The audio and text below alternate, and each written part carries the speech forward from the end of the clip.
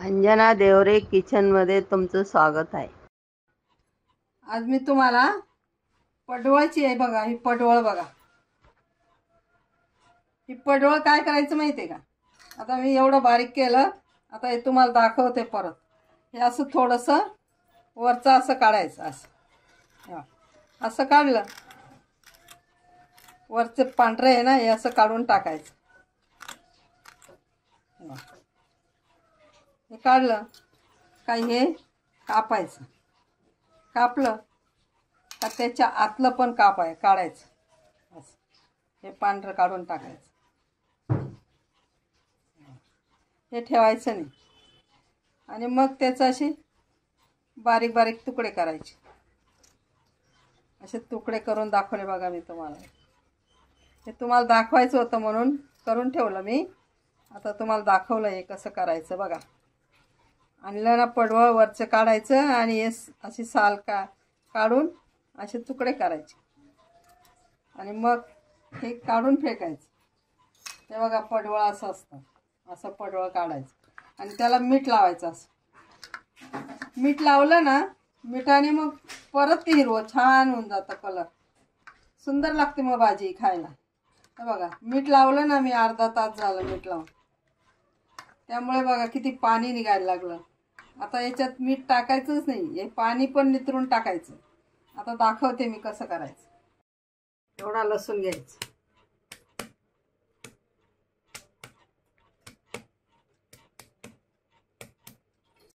ही चण्याची डाळ आहे, अर्धा तास भिजत टाकली।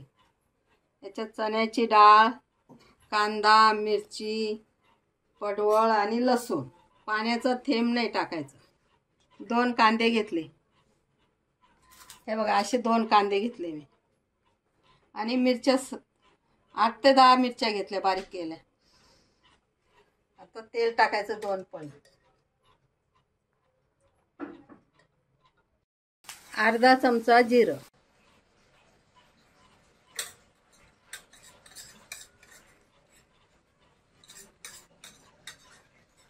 अर्धा चमचा हिंग,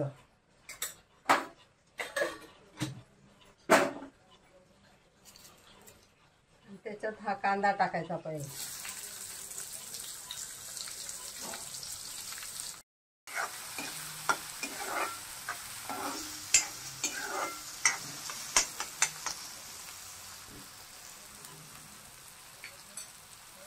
याच्या भाजीच्या अंगाने शिजवायचं, त्यामुळे ते चवदार आणि टेस्टी लागतं।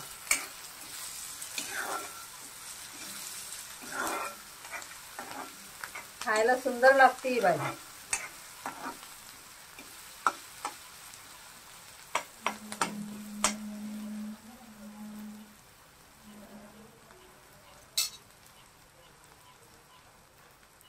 त्याच्यात लसूण टाकून द्यायचं।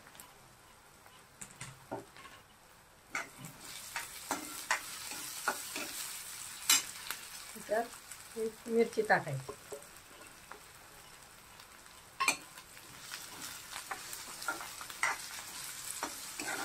जास्त तळायचं नाही, कारण याच्यात शिजलं पाहिजे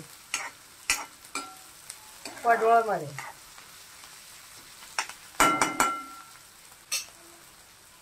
ही डाळ टाकायची।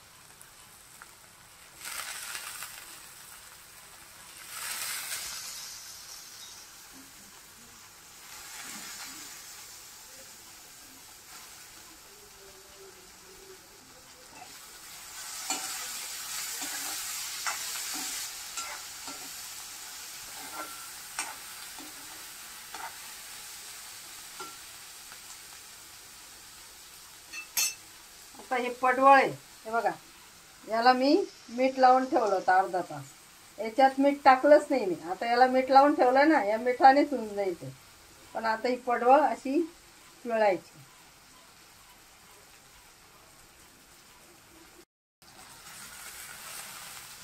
असं पडवळ ना पाणी नितरून टाकायचं। आता याच्यावर हळद टाकायची अर्धा चमचा,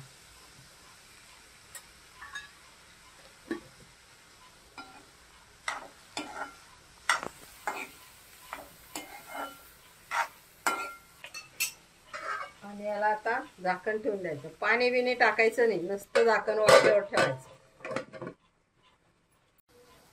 आणि कढीपत्ता असा वरून टाकायचा, तेलात टाकायचा नाही. पडवळ आहे ना ते, पडवळला जास्त फोडण्या बिडण्या द्यायच्या नाही. सुंदर होते ही भाजी अशी वाफेवरच होऊ दे.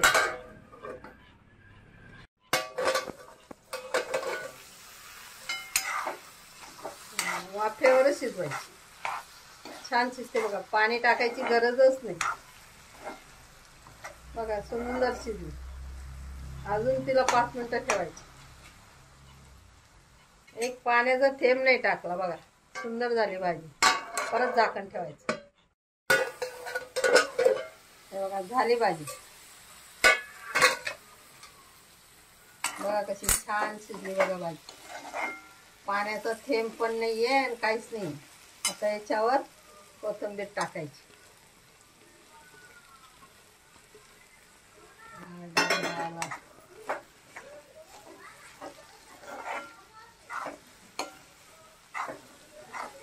बघा शिजली पण खूप सुंदर आणि खायला पण टेस्ट. आता बंद करायचं. हे बघा मी आज तुम्हाला पडवळची भाजी करून दाखवली. खूप सुंदर असते ही भाजी, पण याच्यात पाणी अजिबात टाकायचं नाही. चण्याची डाळ भिजत टाकायची अर्धा तास अगोदर. पडवळ कापून अर्धा तास अगोदर मीठ लावून ठेवायचं. मग कांदा मिरची लसूण तयार करायचं. फोडणीला फक्त हिंग आणि जिरं टाकायचं. त्याच्या तेलावर कढीपत्ता वगैरे टाकायचा नाही. कढीपत्ता हा वरूनच टाकायचा. ह्या भाजीला कढीपत्त्याची फोडणी नाही द्यायची, वरून टाकायचा. आणि मग मीठला टाकलंच नाही मी.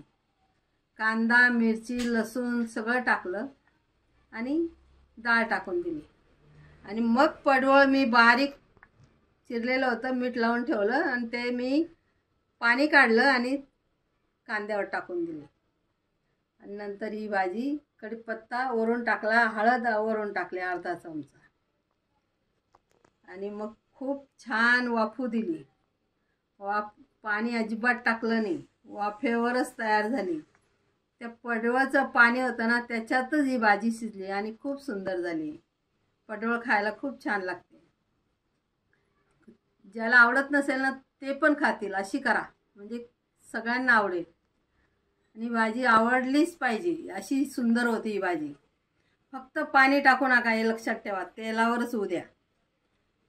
तुम्ही करून बघा